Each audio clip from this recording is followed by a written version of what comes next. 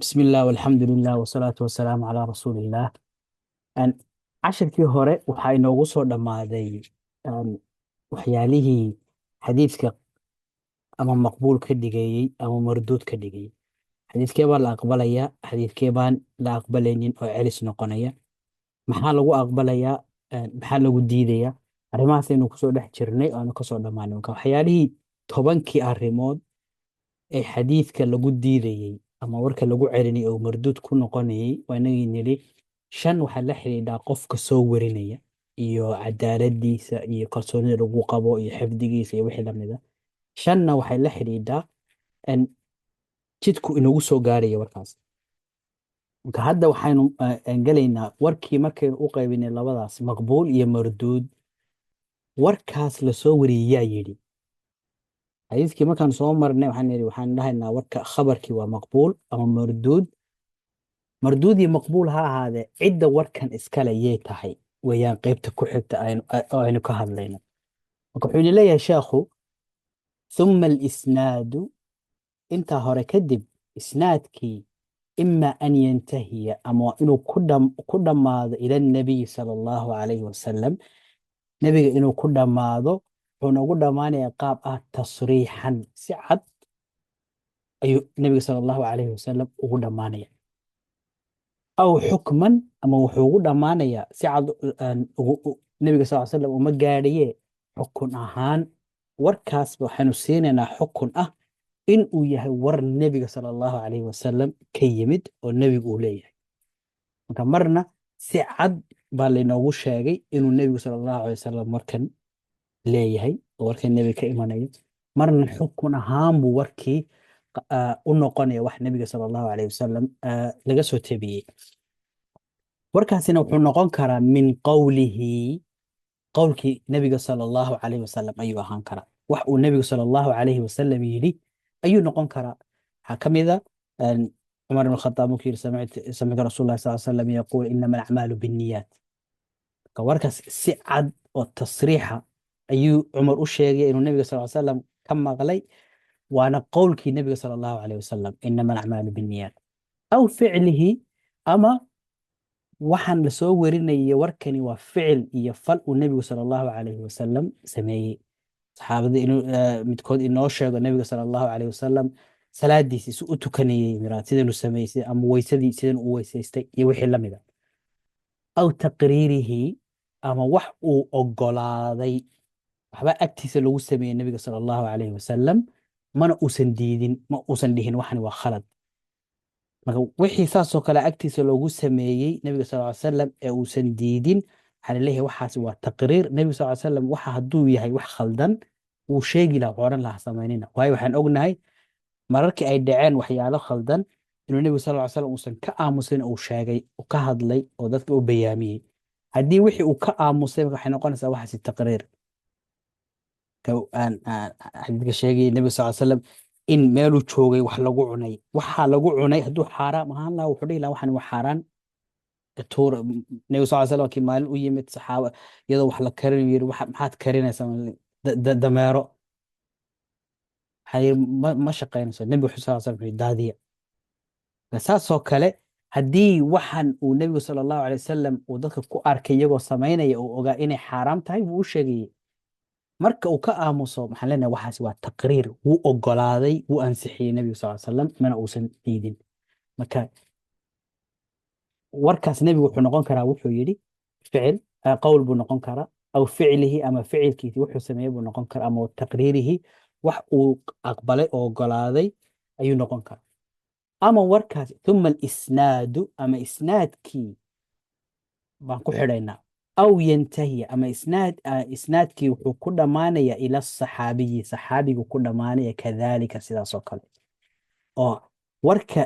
silsiladii socotay waxay ku istaagaysaa saxaabigii oo waxay inoo sheegaysaa qowl uu saxaabigu yidhi ama ficil uu saxaabigu sameeyey ama taqriir uu saxaabigaas leeyahay wax agtiisa lagu sameeyey uusan diidin. tusaale ahaan sidii nebiga sala allahu alay salam oo kale kadalika marka intaas u socotaa saddexdan oo kale bay ku socotaa. wa huwa saxaabigii uu marka inoo sheegay wuxuu inoo qeexaya yaa saxaabi ah yaanse ahayn. wuxuu leeyahay saxaabigu waa من لقي قفكي لكل مي النبي صلى الله عليه وسلم قفكي النبي صلى الله عليه وسلم لكل مي مؤمنا به سجوا رميسا سجوا مؤمنا أو الله رميسا أيو أو النبي أنا رميسا أيو لكل مي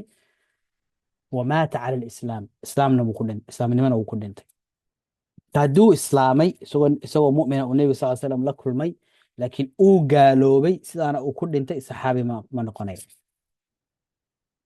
لكن ولو تخللت ردة islaamnimadiisii iyo dhimashadiisii haddii ay soo kala dhex gasho riddo isagoo muslin ahaa buu nebiga sal ly slam la kulmay kadibna wuu murtad buu noqday diintii uu ka noqday sidii nebiga sal slam markuu geeriyooday dadkii diinta ka ridoobay haddana uu soo muslimay marka labadiisii islaamnimo waxaa udhexaysa ridda udhexaysa hadduu soo muslimay oo saa islaamnimadii ku dhintay markii dambe wuxuu leeyahay weli saxaabi buu saas ku ahaanaya saxaabinimadii kama burayso maadaama uu islaamnimo ku dhintay xitaa mar ha ridoobo ha soo noqdo laakiin kama burayso fil asax sida saxiixa ah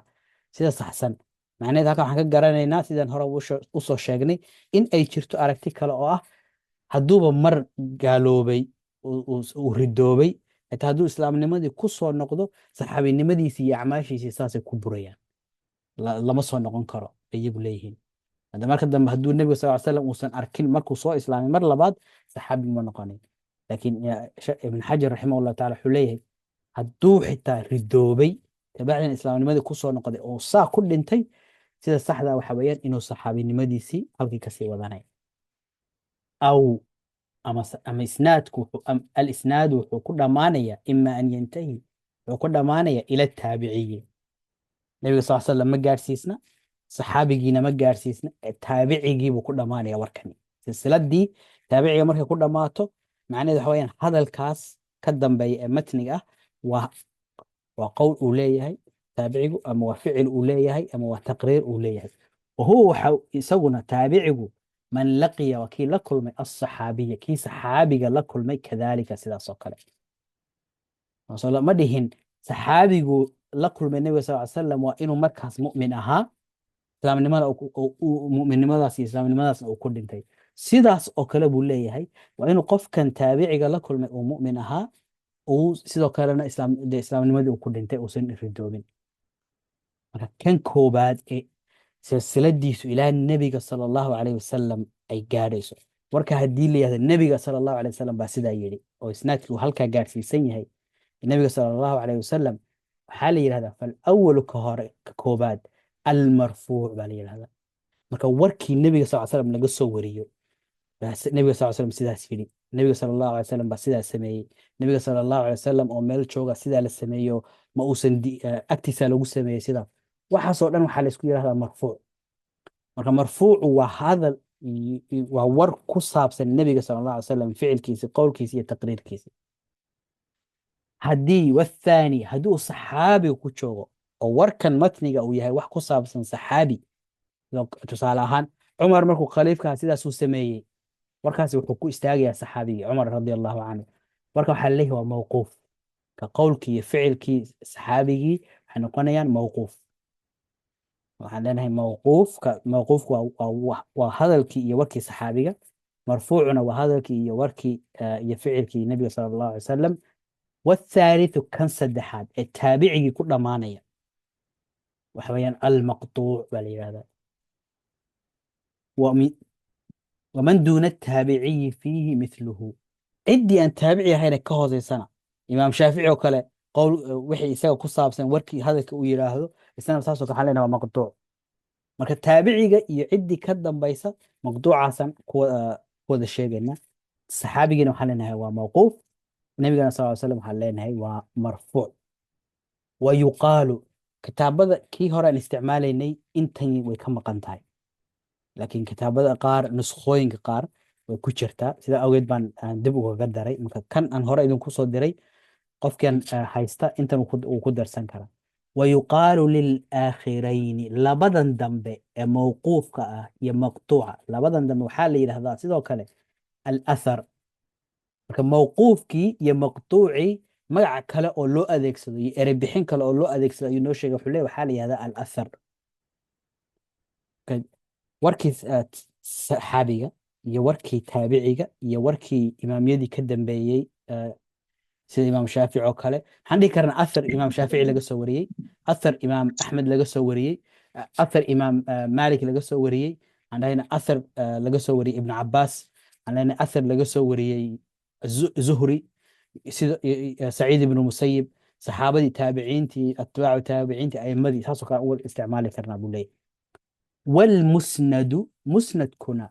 مرفوع صحابي صحابي حديث مرفوع ور مرفوع او صحابي وصورينيو صحابي وركو وصوري النبي صلى الله عليه وسلم كصوريني مرفوعها الى النبي صلى الله عليه وسلم قالي ويان بسند وحنا لو صورينيا سند ظاهره سيدا موقتا سند كان ظاهر كيس ايغنا waxa inoo muuqanaysa inuu yahay al-ittisal mid xiriirsan. wuxuu leeyahay xadiis marfuuca oo saxaabi uu warinayo macnaheedu waxa weeyaan mursalkii taabicigu kuma jiro. xadiiska saxaabigu uu warinayo ee marfuuca ee nabiga sal ly salam la gaarsiiyey, xadiidkaas haddii daahirkiisu u muuqdo inuu xiriirsan yahay waxaan leenahay waxaan u isticmaali karnaa erey kalena isticmaali karna waxa weeyaan xadiidkaas waa musnad. intaas ayuu insha allahu tacaala maanta cashirkeeni ku koobnaanaya. intaas ayaynu faahfaahinteedii eegana haddii lahayd. xadiidkaas waxaynu soo marnay warku inuu leeyahay sanad iyo matn. sanad sidoo kale waxaan leenahay isnaad, labada erey waa isku mid, sanad iyo isnaad waa isku mid. marka matnigii waxa weeyaan waa ereyadii sida inama alacmaalu binniyaat waa matnigii, idaa lam tastaxi fasnac maa shi'ta waa matnigii. marka in matnigii iyo isnaadkii oo silsiladii inoogu yimid markaan eegayno silsiladii dadkii warinaya xadathana markay saa ku socoto ama can ay ku socoto, qofkii hadalka yiri ee la soo gaaray markaan aan soo gaarno yuu noqonaya. haddii nebigu sala allahu caleyh wasalam yidhi ama ficilkiisa laga hadlayo ama wax agtiisa lagu sameeye laga hadlayo, waxaan leenahay warkaasi waa marfuuc. marfuuc maxay tahay? waa wax kor loo qaaday, yani ilaa iyo nebiga sala allahu caleyh wasalam ayaynu kor u qaadin, halkaas sare ayaynu warkii geynaynaa. waxaan leenahay warkaasi waa war meel sare gaaray oo nebiga sala allahu caleyh wasalam laga soo tabinayo, sida awgeed waa marfuuc, kor baa loo qaaday.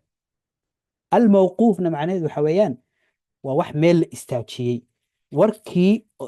isnaadkiisa uu socday ayaa waxaa lagu istaajiyey saxaabigii ee kor looma qaadin ilaa uu gaarayo nebiga sala allahu alay wasalam. marka kii la joojiyey ee lagu joojiyey saxaabiga weeyaan mawquufka. waxaa ka dambeeya maqtuuci. maqtuuci waa kii la gooyey, waa la gooyey waxaana lagu gooyey taabicigii, ma gaarsiisna saxaabigii. nebigiina sala allahu alay wasalam looma kor yeelin oo marfuuc lagama dhigin, waxaa lagu gooyey taabicigii ama ciddii taabicigi kasii hooseysay. ka saddexdaas erey saasay u kala qaadanayaan.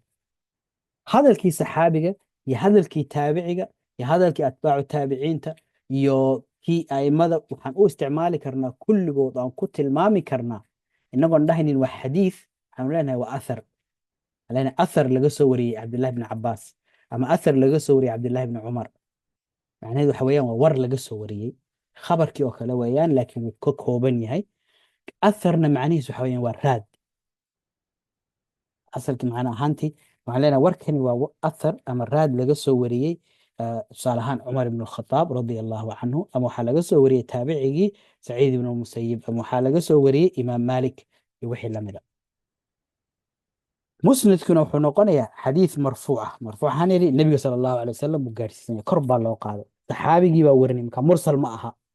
mursalku waa marfuuc waayo qofkan saxaabigii wuu ka booday, taabiciga intuu saxaabigii ka booday wuxuu leeyahy nebigu sala allahu calayhi wasalam wuxuu yidhi, saxaabigii baa maqan mursalkii. kaas ma noqon karo ayuu leeyahay, musnad ma noqon karo. laakiin musnadku waxa weeyaan xadiis caadi oo silsiladiisii ay xiriirsan tahay sidan inoo muuqata daahirka, oo uu saxaabigii marfuuc ka dhigay uu nebiga sal ly salam uu kasoo tabinayo. halkan dhaahiruhu littisaal waxbaa ku jira, ka faahfaahinta insha allahu tacala waan geli doonaa. xadiisyo erey bixino aynu soo qaadanay ayuu halkan soo gelinaya soo intaas dhaahiruhu littisaal ugu faahfaahiyo. iyagana insha allahu tacaala waan u tegayna. sida haddaba aan dul marnay isnaadkii waxaan nidhi waa silsiladii warka lagu soo warinayey. matnigiina waxa weeyaan waa warkii lasoo warinayay ee uu isnaadku xambaarsanaa. marka marfuucii labaan u kala saarnay. sheekh wuxuu yidhi marfuuc tasriixan si cad buu marfuuc yahay. haddii yidhaahdo saxaabigu qaala qaala rasuulullahi sala allahu calayhi wasalam, saxaabigu wuxuu yidhi rasuulka alle sala allahu alay wasalam wuxuu yidhi samictu nabiya sala allahu alay wasalam yaquul, ama nebigu sal ly slam sidan uu sameeyey, isagoo halka meesha fadhiyaa saas la yidhi iyo wixii la mida. intaasoo dhan waxay noqonayaan marfuuc si cad oo aan hadalka taagnayn. taas waa mid. laakiin marfuucnimadaasi kama turjumayso ma saxiix ba ma daciif ba ma xasan ba. xukunkii uu qaadanayey kama hadlayno. waxaan ka hadlaynaa uun warkani maadaama uu yahay war laga soo tabinayo nebiga sala allahu calayhi wasalam, waxaan leenahay warkaasi waa marfuuc. laakiin haddii uu saxaabigi inoo sheego wax ku saabsan maalinta qiyaamaha, haddii uu saxaabigi inoo sheego wax ku saabsan maxaan ahday quruumihii hore, nebi nuux wax inooga sheegay, nebi muuse ayuu wax inooga sheegay, wax la mida, ama qiyaamihiibu wax inooga sheegay, wax uusan saxaabigani isagu ogaan karin, haddii uusan nebiga sal ly slam ka maqlin, hadduu inoo sheego bishard, saxaabigana waa in uusan caan ku ahayn inuu reer banu israa'iil iyo kutubtooda iyo qof lagu yaqaana inuu wax ka qaatay ama wax ka akhristay, waa inuusan ahayn. haddii uu lagu yaqaana inuu kutubtoodii akhristay ama reer banu israa'iil uu xiriir la lahaa cid wax ka qaatay,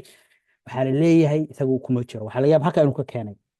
oo meeshaas wax ka soo dhex galeen. laakiin saxaabiga intaa lagu aqoon hadduu ka hadlo qiyaamihii, waxaan leenahay warkan saxaabigu wuxuu cidda keliya ka qaadan karay waxa weeyaan nebiga sal ly salam. marka xukun ahaan ayaynu siinaynaa, waxaan rafci baan siinaynaa, kor baan u qaadayn. waxaan leenahay warkani isha keliya ka iman kara waa nebiga sala allahu alay wasalam, waayo saxaabigu waxaan ma ogaan karo isagu. ka xukun ahaan baynu u siinaa, mid si cad buu marfuucu yahay, midna xukun marfuucnimo ayaynu siinaynaa. laakiin labadooduba waxay noqon karaan saxiix, waxay noqon karaan xasan, waxay noqon karaan daciif. marfuucnimadu taas waxba kama bedelayso. maqbuul ma yahay, marduud ma yahay, iskuma xidhna. keliya waa eri bixin aan warkii nebiga sala allahu alay wasalam kaga soocayno dadka kale wararkoodii. siyaabuhu ku iman karaan waxaa ka mid a inuu linagu yirahdo nebigu sala allahu alay wasalam wuxuu yidhi, nebigu sala allahu alay wasalam wuxuu sameeyey, nebigu sala allahu calayh wasalam wuxuu arkay qof waxaan cunaya umana uusan diidin. nebigu sala allahu alay wasalam wuxuuna amray, wuxuuna faray, wuxuu naga reebay, wuxuu naga nahiyey. nebigu sal ly salam agtiisa wax lagu sameeyey mana diidin. waxaan maqlay nebiga sal ly salam oo dhahaya, waxaan arkay nebiga sal ly salam oo sidaas samaynaya. waxaasoo dhan xukun marfuucnimay qaadanayaan kulligood.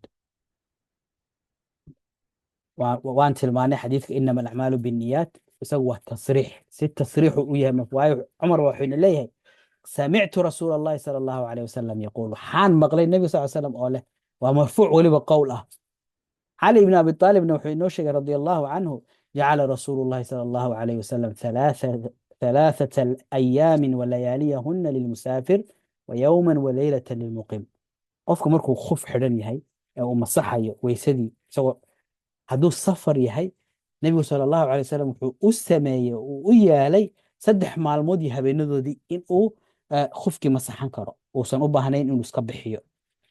hadduu qofku muqiim yahay uusan safar ku jirinna, habeen iyo maalin 24 saacadood ama 5 salaadood ayaa loo ogolyahay inuu masaxdo.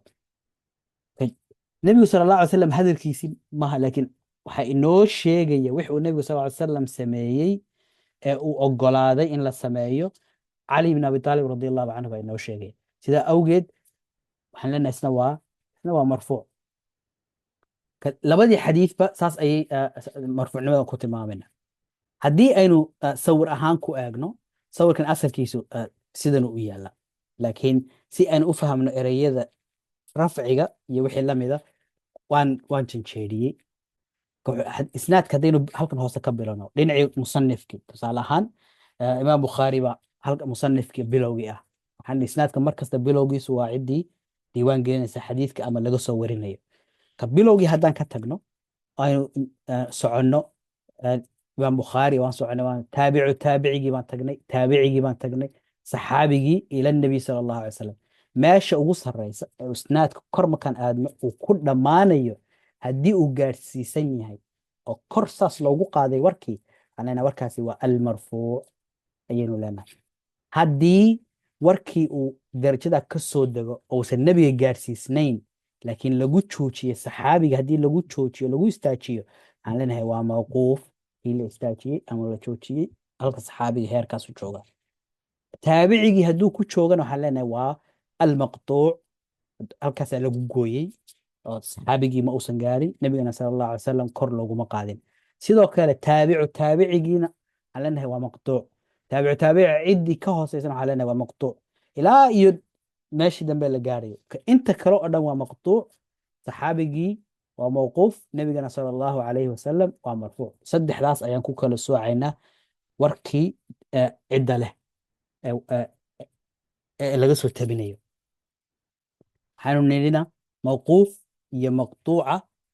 taan isku darno waxaan dhihi karnaa labadaas alathar ama raad cid laga soo wariyey saasaan ku kulmin karna mawquufka haddaan tusaaleyaalka aynu eegno waxa weeye waxaan nidhi waxaa lagu joojiyey saxaabigii ayaa lagu joojiyey marka sida uu ibn xajar inoo sheegayna saxaabigu waa qof la kulmay nebiga sala allahu alay wasalam isagoo rumaysan kuna dhintay islaamnimo xitaa dhexda intuu ridoobay mar kale ha soo noqday sida saxda marka xadiidkan oo kale haddaan eegno cali ibn abi aalib laga soo wuxuu leeyahy low kaana diinu bira'yi lakaana asfala alkhuf awlaa bilmasxi min acla qofkan kasoo hadlayna hadda in qofka uu masixi karo hadduu musaafir yahay 3 maalmood iyo habeenadoodii hadduu muqiim yahay uusan safar ahaynna maalin iyo habeen cumar cali radiallahu canhu wuxuu leeyahay haddii ay diintu tahay wax caqliga lagu keeno diinta haddaad caqligaaga ku keeni kartid sidaad alla u caabudi lahayd sidaad dahaarada u qaadan lahayd sidaad u weysaysan lahayd haddii ay tahay wax caqliga lagu keeni karo uun qofka in xagga hoose la masaxo ila xagga hoose way meesha lagu soconayo in xagga hoose la masaxo ayaa saxsanaan lahayd taasaa mudnaan lahayd inta kor laga masaxayo sidaan ognahay qofka marka la masaxayo dusha unbaa la masaxaa hoos lama masaxo cali radiallahu canhu wuxuu leeyahay haddii diintu ay tahay caqligeenna waxaynu ku keenayno aysan ahayn tacabud alla aynu ka amar qaadanayno waxaa mudnaan lahayd qofka xaggiisa hoose in la masaxo ee aan korka laga masixin intaas marka hadalka intaas waxaan leenahay warkaas intaasi waa mawquuf waa hadal uu yidhi cali bn abi aalib radia allahu canhu markuu inoo sheegay waqad ra'aytu rasuula allahi sala allahu calay wasalam yamsaxu daahira khufayhi nebiga sala allahu alay wasalam baan arkay oo labadiisa qof dushooda masaxaya xagga sare masaxaya oo aan xagga hoose masaxayna markuu leeyahayna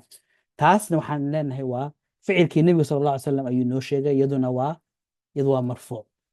marka qaybta horena waa maqtuuc waxaan leenahay waa mawquuf low kaana diinu bira'yi waa mawquuf ku jooga oo ku istaagaya cali radi allahu canhu saxaabigii ah intan kale ee ah waxaan arkay nebiga sal slam oo qofka korka ka masaxayana waxa weeyaan waa marfuuc oo nebiga sal slam ficilkiisa ayuu inoo sheegaya kan kalena qaala samictu cumar radi allahu canhu yaquul idaa tawada'a axadukum cumar baa wuxuu leeyahay haddaan saxaabigu wuxuu yidhi aan hadalkii saxaabiga soo guurin waxaan leenahay warkani waa mawquuf saxaabigu ku jooga ee ma aha hadal nebigu sala allahu calayh wasalam yidhi kamar marka qaar waxaa dhacda sababta keenaysa erebixinada waxa weeyaan hadal saxaabi uu yidhi inay dadka qaar u fahmaan inuu yahay xadiis nebi sal slam laga soo warinayo wayna kala duwanaanaya midna xukum shareeca laga qaadanaya midna waa hadalkii saxaabiga laba arrimoodoo kala duwan sida awgeed nebiga sal slam wuxuu yidhi iyo waxay dadka kale yidhaahdeen waa in la kala soco taasaa keenaysa in ablaynta la sameeyo oo magacyo gaara la kala siiyo si aan laysugu khaldin hadalkii cumar waa mawquuf hadalkii cali waa mawquuf ficilkii nebiga sal slam oo inoo sheegayna waxa weeyaan waa marfuuc laakiin idaa tawada'a axadukum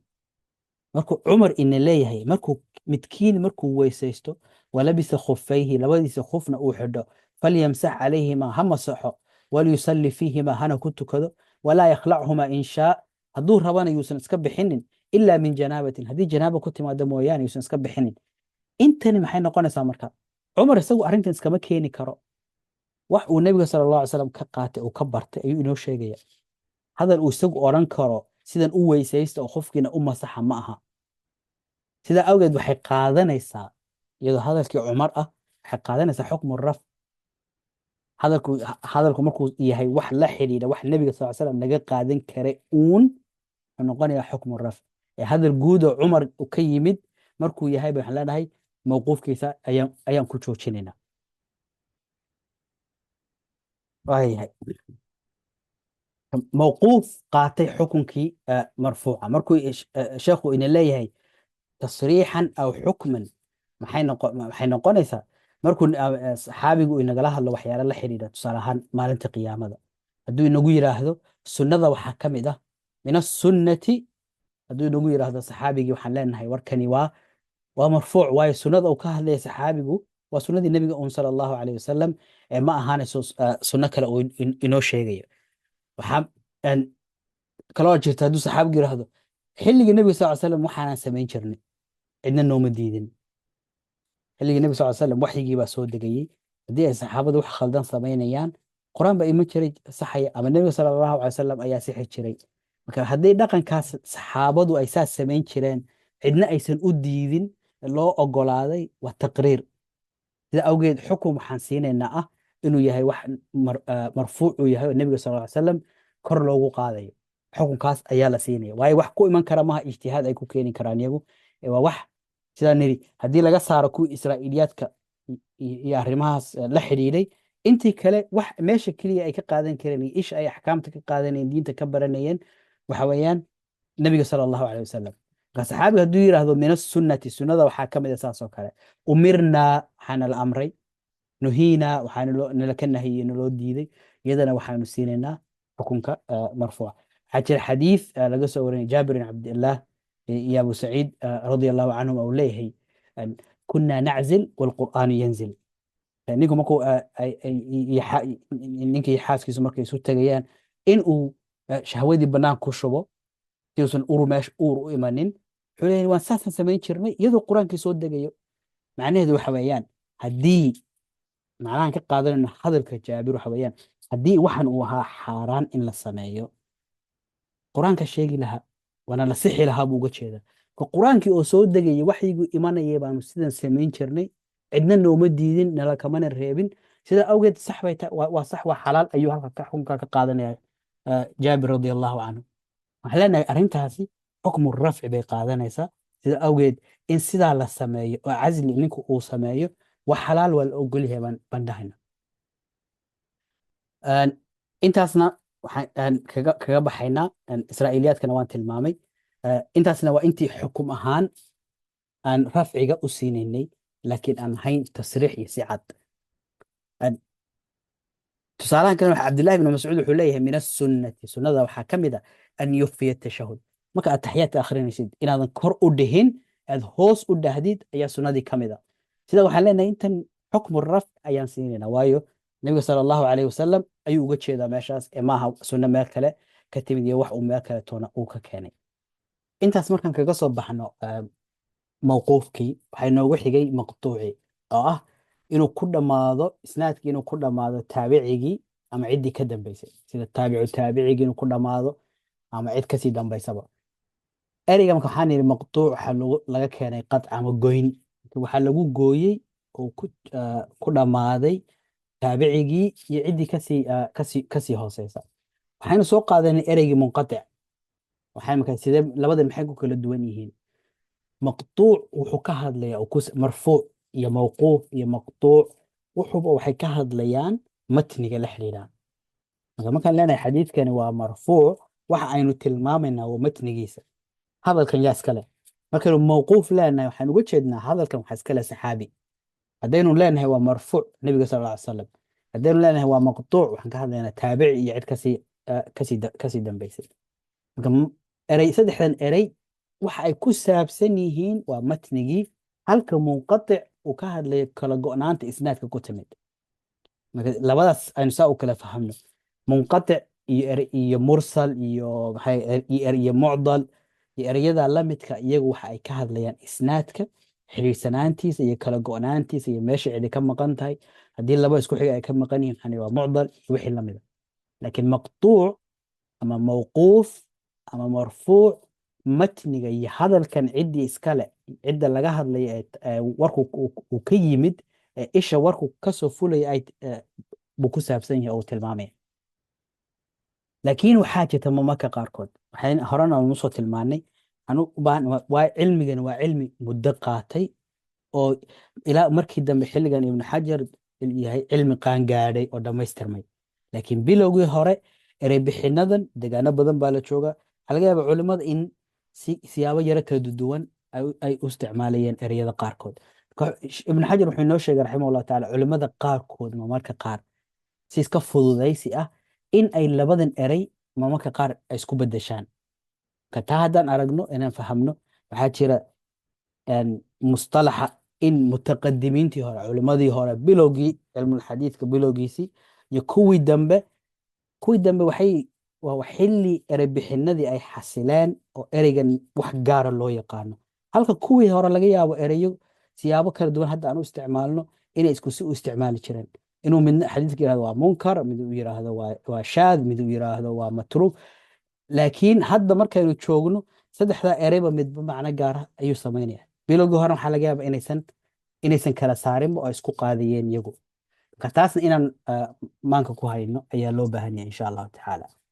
wuxuu inagu yidhi ha dhacdo mawquufkii saxaabiga laga soo wariyey iyo maqtuuci taabicigii ciddii ka dambaysayba in lagu wada tilmaamo athar, aynu yidhahno athar saxaabi laga soo wariyey, athar taabici laga soo wariyey. waxaynu tilmaamaynaa waa kii mawquufka ahaa iyo kii maqtuuc ahaa. atharna af soomaali ahaan wuxuu noqonaya raad. waxaan leenahay sababta keenaysa in la kala saaro oo ereyadan iyo magacyadan loo kala sameeya waxa weeyaan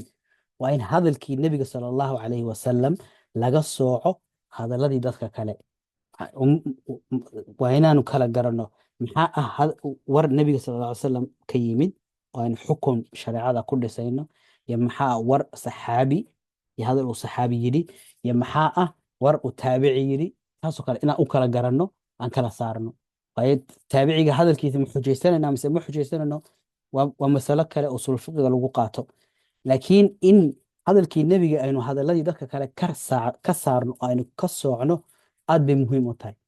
haddii wax uusan nebigu sal slam odhanin oo saxaabi uu yidhi aynu ka dhignin xadiid nebiga sal slam iyo war nebiga sal slam uu yidhi, nebiga ku been abuuranayna. been abuurka nebigana waa nagii nidhi waa dembi weyn oo cadaab lagu mudanayo. marka waa muhim inaan kala garanno oo aynu kala saarno. imaam shaafici raximah allahu tacaala markuu kitaabkiisa risaaladu ka hadlayay markuu qiyaaska aan ogsoonahay waxyaala la deliishado waxaa kamid ah kitaabka qur-aanka, sunnada nebiga sal salam, ijmaacii iyo qiyaaskii. imaam shaafici raximah allahu tacaala markuu qiyaaska maxaa daliil u ah la weydiiyey uu ka hadlayay wuxuu kitaabka risaalada wuxuu ku leeyahay wa ama alqiyaasu qiyaaska fainamaa akhadnaahu qiyaaska waanu qaadanay waxaan ku aqbalnay oon ku qaadanay istidlaalan anagoo deliishanayna bilkitaab kitaabka qur-aankaan deliishanayna kitaabka qur-aanka caddayn ka hayna inaan qiyaaska isticmaali karno, wasunna sunnadii nebiga sal slam ayaan ka hayna, walaathaar aathaartiina waan ku hayna. aathaarti maxay noqonaysaa marka? hadalkii saxaabada, taabiciinta iyo imaamyadii hore. marka aathaartii waa wax aynu deliishan karno. halkan weeyaan meeshaan leenahay athar saxaabiga hadalkiisi iyo taabiciga hadalkiisi iyo imaamyada hadalkoodii baa ereygan uu inoo tilmaamaya. marka raadadkii saxaabada, raadadkii taabiciinta, atbaacu taabiciinta ayay inagoo deliishanayna. kitaabkii risaaladan kusoo aragnay markuu maxay ahaday khabarulwaaxidka soo deliishan yirahd saxaabadii sidanay sameeyeen, khabarulwaaxidka way deliishan jireen, taabiciintii way deliishan jireen, atbaacu taabiciintii way deliishan jireen. waxaasoo dhan inoo keenaya. wuxuu leeyahay markaan qiyaaska aqbalayno aynu leenahay qiyaasku waa daliil la isticmaali karo, aan ku salaynaynaa annagoo qaadanayna kitaabkii qur-aanka sunnadii nebiga sal slam iyo aathaartii saxaabada iyo taabiciinta iyo ciddii ka dambaysaba. mar kalena wuxuu leeyahay walam yajcal illaahu liaxadin, alla subxaana wa tacaala qofna uma ogolaanin oo awood uma siinin bacda rasuulillah, rasuulka alla sala allahu alay wasalam ka bacdi alla cid kale awood uma siinin umana banaynin an yaquula inuu wax iska yidhaahdo ilaa min jihati cilmin madaa qablahu. in marka keliya qofka loo ogolaya inuu wax yidhaahdo wax sheego waxa weeyaan waa in waxaan uu yahay wax ku dhisan aqoon ka horreysay qofkan. wax isagu iska keeni karo ama uu maskaxdiisa ka keeni kara maahe, waa in waxaan uu sheegay ay tahay wax ku dhisan aqoon qofkan ka horreysay.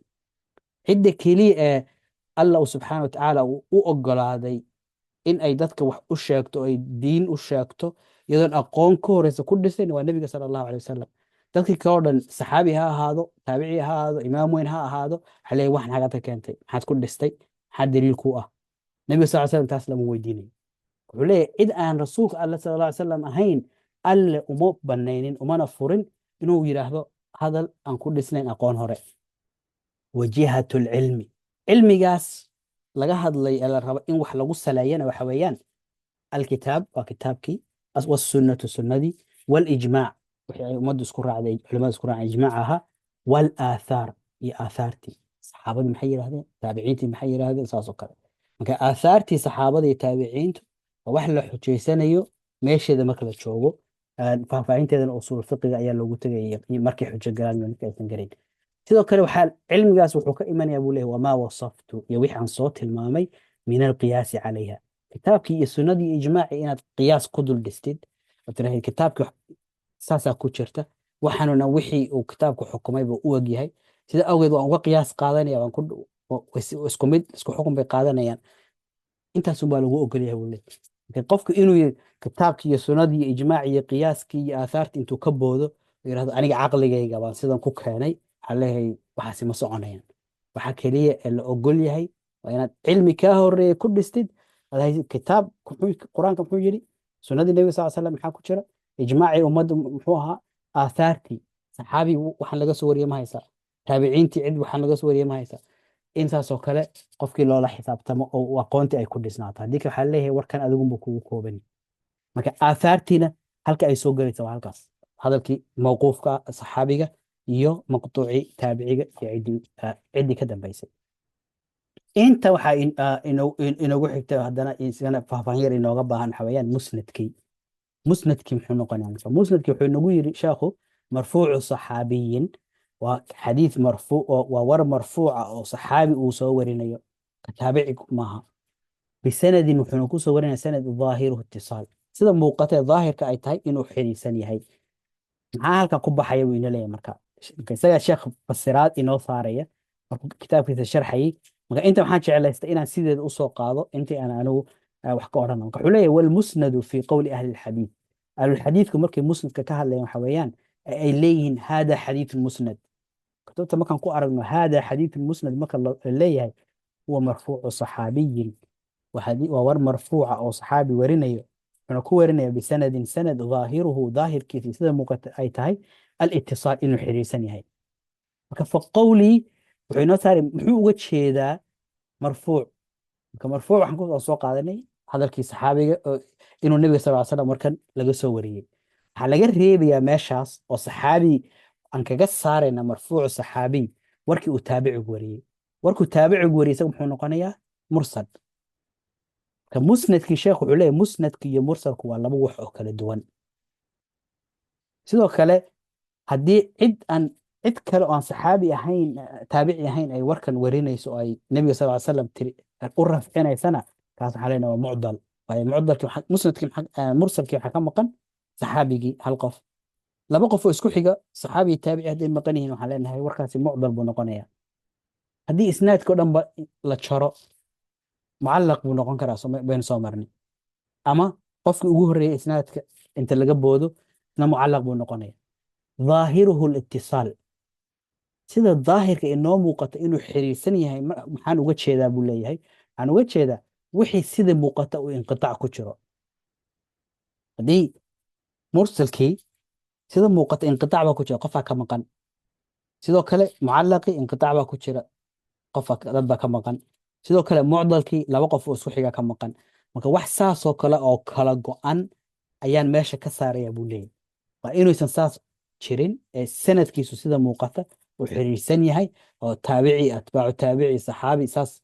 silsilad xiriirsan oo saxaabigii taabicigii taabicu taabicigii iyo ciddii ka dambeysay saa u xiriirsan waa in lagu warinayo. laakiin muxuu ogol yahay marka daahirka hadduu uu yahay wuu inaga qarsoonaan karaa. mudalliskii baa soo geli kara haddii warkan uu tadliis ku jiro ama uu khafi yahay irsaal khafi ay ku jiro iyo wixii la mida wuxuu nagu leeyahay iyaga waa la aqbali karaa. marka war tadliis uu ku jiro oo can lagu wariyey iyo qaala mudallis baa warinaya can iyo qaala waxaa laga yaabaa qofkanba inuusan la kulmin waxaan leenahay meeshan waa kala go-an tahay laakiin daahirkeedu uma muuqato inay kala go-an tahay sida awgeed waxaan leenahay wixii qarsoon iyadu way soo gelaysaa musnadku cilad qarsoon oo tadliis ha ahaato ama wax kaloo khafi ay ku jiraan waa la ogol yahay ayuu leeyahay sheekhu raximah allahu tacaala laakiin daahirki waa inuu inoo muuqdo wax xidhiidhsan inuu yahay intaasunba ay musnadnimadu ay tilmaamaysaa buu leeyahay waa inuu marfuuc yahay waana inuu u muuqdo inuu xidhiidhsan yahay daahirkiisa lagaba yaabee inay kala go'naani ay u qarsoon tahay intaasun baynu uga baahannahay inaynu hadda ka qaadano kaas markaan leenahay musnad leenahay waa marfuuc aan u muuqanin inuu kala go'an yahay sida u muuqata aynu arkayno waa mid xiriirsan ilaa iyo nebiga sala allahu caleyh wasalam maadaama uu marfuuc yahay waa inuu nebiga sal slam gaadhayo marka musnadku waa xadiid silsiladiisu ay xiriirsan tahay oo marfuuc ah intaas uun ayaynu uga baahannahay intaas aynu dhowr tusaale oo xadiisyada mawquufka iyo marfuuca aynu insha allahu tacaala aynu ku yara kabno si ay uu fahamku inoogu xasilo aynu u eegno waxaan kasoo qaadanaynaa tusaalayaal kitaabka kale sheekha buluuqul maraamka insha allahu tacaala kan koobaad wuxuu leeyahy وعن ابن عباس رضي الله عنهما قال قال رسول الله صلى الله عليه وسلم لا تقصروا الصلاة في أقل من 4 برود من مكة إلى عسفان idinkan wuxuu ka hadlaya salaada qofka markuu musaafir yahay salaada masaafada uu salaada kusoo gaabin karaa maxay tahay wuxuu leeyahay masaafadan erey la isticmaala masaafada la tilmaamaya weyaan hadda inagu kilomitira iyo waxaasaynu isticmaalna wuxuu leeyahay maka ilaa cusfaan intaas oo kale unbaa lagu soo gaabin karaa salaada ay salaada wixii intaa ka yar yaan lasoo gaabin ayuu xadiidkan inoogu tilmaamaya cabdillahi bin cabaas ayaana laga soo warinaya ka sheekh wuxuu leeyahay ibnu xajar رواه الدار قطني بإسناد ضعيف حديث كان دار قطني وحو كسوري إسناد ضعيف أي كسوري والصحيح أنه موقوف سيدا الصحيح حويان إنه موقوف هي كذا أخرجه ابن خزيمة ابن خزيمة أي إساس كسوسا ابن خزيمة سيدا أكورني وموقوف لماذا إنه موقوف هي حتى مركب معناها إنه موقوف هي حينو نيري مركب كهذا إنه موقوف يا مرفوع يا مقطوع waxaan kala soocaynaa hadalkii nebiga sal slam iyo hadalkii dadka kale markaan leenahay sida saxdahay waa inuu mawquuf yahay waxaan uga jeednaa hadalkan waxaa iskale cabdullaahi bn cabaas ee ma aha hadal marfuuc ah oo nebiga sal slam gaarsiisan ma aha marka meeshan qaala rasuulahi sala allahu aleyh wasalam dheeraad bay ku tahay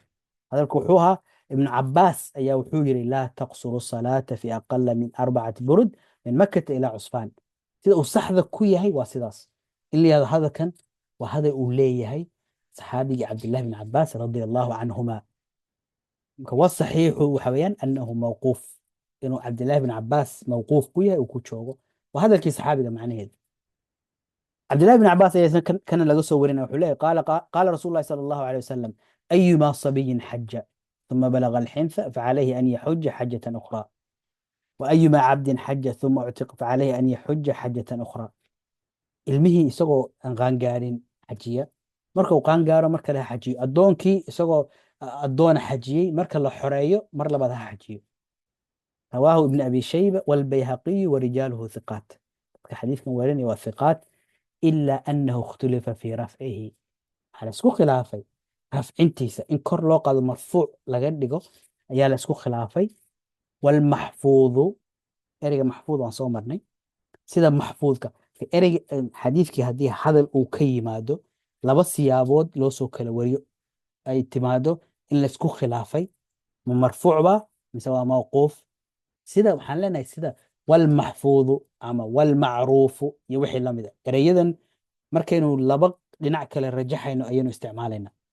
mar waxaan leenahay walmaxfuudu sida maxfuudka waxa weeyaan inuu yahay mawquuf ama inuu yahay marfuuc ama walmaxfuudu inuu yahay mursal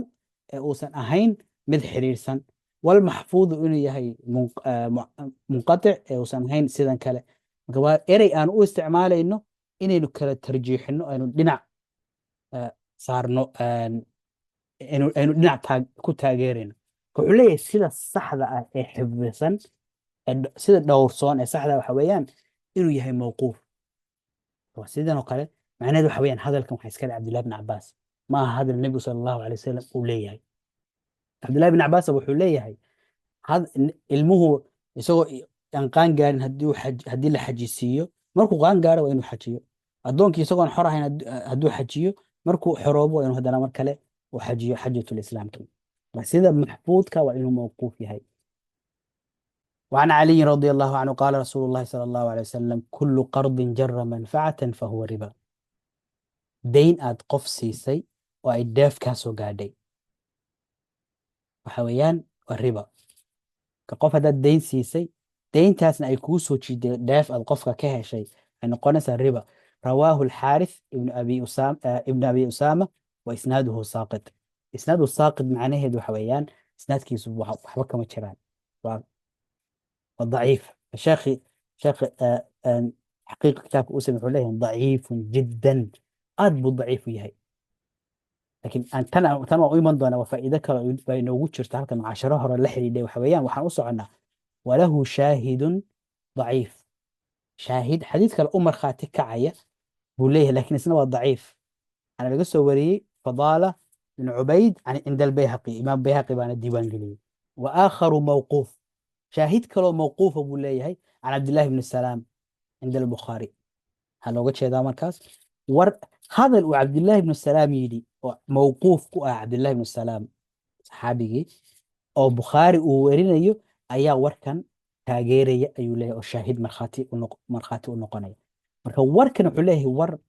صحيح ما هو ضعيف بقول لي تاسنات كيسو ضعيف جدا لكن شاهد ضعيفة وكير السرية يعني كان متكسي كير التبرون لكن اسناد ضعيفة باكرة او امام بيهقي وديوان قليي يور موقوف عبد الله بن السلام صحابي قاس موقوف او بخاري ورينيو sababta warkan uu sheekhu ugu liiday wuxuu leeyahay waxaa ku jira fi isnaadihi sawaar ibn muscab wa huwa matruuk yani tobankii waxa warka lagu diiday waxaa ka mid ah qofkaas in lagu tuhmo inuu yahay inuu been sheegayo qofka been lagu tuhmana waxa weeyaan warkiisu wuxuu noqonayaa matruuk waa la iska tuuraya ninkan sawaar ibn muscab warkiisu waa nin matruuka ayuu leeyahay inta haddaan aan ka gudubno وكان أريجي مركلة أثر ما دام وياه موقوف عن استعمال كرنا أثر هذا الصحابي هدو يهي يا هذا التابعي بقى عن لنا أثر بان استعمالنا إنه كسو عين أريجي حديث وأن أدين النبي صلى الله عليه وسلم خبرنا ويسلو ذا وذاك كران كل قول ور معناه وعن عمر رضي الله عنه قال من أقر بولد طرفة عين وفيرسو النبي صلى الله عليه وسلم هاكم كم حسنا من أقر بولد طرفة عين فليس له أن ينفيه أخرجه البيهقي وهو حسن موقوف أيولي كتاب اللعان النفي للولد بعد الإقرار به وحويان أبيه هدوير أهلانو إلمهن مدالين إلمهن أنو مدالين إلمهي جماعها لكن هل مرقرتو ها أنا دالي هدنا أوديدو هل عمر wuxuu leeyahay hal mar hadduu darfata cayn ilbiriqsi hadduu qirto inuu ilmahan isagu dhalay saasuu ku raacaya waxa kaloo dhan intaasoo jir hadduu ku celceliyo sax may ahayn lagama aqbalayo xaq uma laha falaysa lahu an yanfiyahu inuu diido ma laha wuxuu leeyahay warkani maaha marfuuc nabiga sal salam war laga soo tabinaya maaha waxa weeyaan mawquuf yani cumar hadalkiisi weeyaan cumar ba wuxuu ina leeyahay haddii iyadoo maxkamaddii la joogo aabbihii ilmihii diidan yahay anigu ma dhalin oo hal mar uun qirto yidhahdaa ana dhalay markaasaan u qabanaynaa diidmadiisoo dhan waxba kasoo qaadi mayno mar hadduu qirtaba saasaan ku leenahay ilmahan adaa dhalay saa ku soco marka kaasina waa mawquuf waa hadal uu leeyahay cumar ibn الخطاب رضي الله عنه وعن ابن عمر رضي الله عنهما أن النبي صلى الله عليه وسلم ضرب وغرب وأن أبا بكر ضرب وغرب رواه الترمذي ورجاله ثقات عبد الله بن عمر wuxuu soo warinay in nabigu sala allahu calayh wasalam qof maxaa zinaystay in inta xadkii zinada lagu fuliyey oo la garaacay haddana la masaafuriyey wuxuu leeyahay nabigu sal ly salam intuu garaacay buu masaafuriyey abubakarna intuu qofka saasoo kale garaacay la jeedalay buu masaafuriyey tirmadi baa wariyey rijaashiisuna waa hiqaat إلا أنه لكن اختلف لسكو خلافه في رفعه ووقفه مرفوع مساواة موقوف ولا اسكو خلافي. هدو مرفوع يهي حويا هذا النبي صلى الله عليه وسلم النبي صلى الله عليه وسلم بوغار سيسن يهي. هدو سنة هينا وهذا الصحابة دي كتشوغا حكم كلاغا قادان يو كلا دوانانيا إذا أوجد labadaas ilaa dhinac dhinac uu xoog bato waxay noqonaysaa dee halka waxaa ka dhalanaya khilaaf fiqi ah. ciddii ku qanacda inuu marfuuc yahay waxay u qaadanaysaa sidii war nabi sal slam uu leeyahay. ciddii aan ku qancina tirahda warkan waa mawquuf saxaabi hadalkii weeyaana waxay ku xidhan tahay ma xujaysanaya saxaabiga hadalkiisa mise lama xujaysanayo. وعن عائشة رضي الله عنها أن النبي صلى الله عليه وسلم وقت لأهل العراق ذات عرق. saa ognahay xajka meelaha laga soo xiranayo miiqaadka ah dad cidba meel bay leedahay. Marka xadiidkan wuxuu tilmaamaya caaisha laga soo warinayo reer ciraaq inay ka soo xidhaan ka soo xarmadaan xajka inay ka soo xidhaan daata cirq meesha la yidhaahdo. rawaahu abu daawuud والنسائي. واصله wuxuu leeyahay asalka xadiidkan asalkiisu cinda muslim مسلم أي كتشرا من حديث جابر إلا أن راويه شك في رفعه. جابر حديث جابر عبد الله لقى صورنا آيات شراء أو مسلم كقرن لكن قفك صوري أياه وحكشكي إنه مرفوع هي إن كلام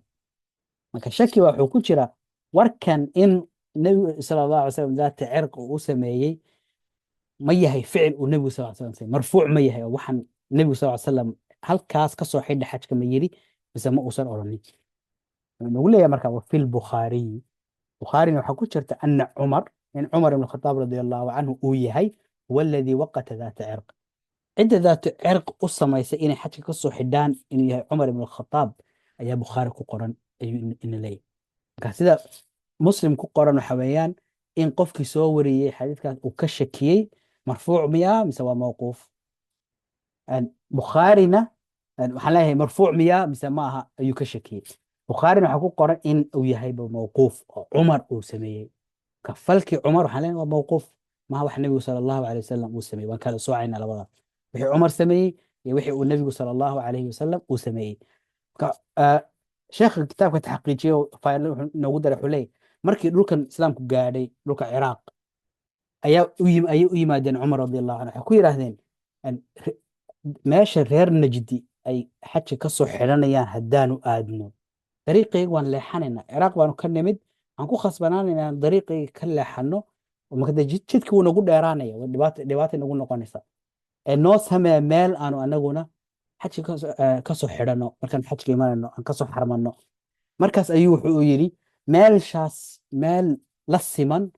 qabsada wuxuuna u sameeyey meeshan daat cirq. marka reer kuufa iyo reer basra iyo ciraaq oo dhan markay imanayaan meesha daat cirqi la yiraahdo ayuu cumar ka soo xarmada oo la siman meeshii reer najdi ay ka soo xidhanayeen si aysan dariiqoodii uga leexanin uusan safarkii dhibaato uusan ugu noqonin. marka intan waxay noo cadaynaysaa cidda sidan samaysay inay tahay cumar. waxaan leenahay warkani waa mawquuf oo cumar buu ku joogaa laakiin ma aha war nabiga sala allahu calay wasalam toos looga soo wariyey. taas ayuu inoogu soo dhiranaya sheekhu inoogu keenay inuu yahay mawquuf kana laga shakiyey marfuuc miyaa mise ma aha. sababta waxaan aan samaynayna waxaan nidhi ahmiyaddu waxa weeyaan hadalkii nabiga sal ly salam iyo dadka kale koodii in aan kala soocno si meeshaan axkaamta ka qaadanaynin iyo meesha aan laga qaadanaynin aysan isugu darsamin ay u kala socnaadaan. إن شاء الله تعالى عشر كلمات أنت إنه كوبنانيا. صلى الله وسلم على نبينا محمد وعلى آله وصحبه وسلم تسليما كثيرا.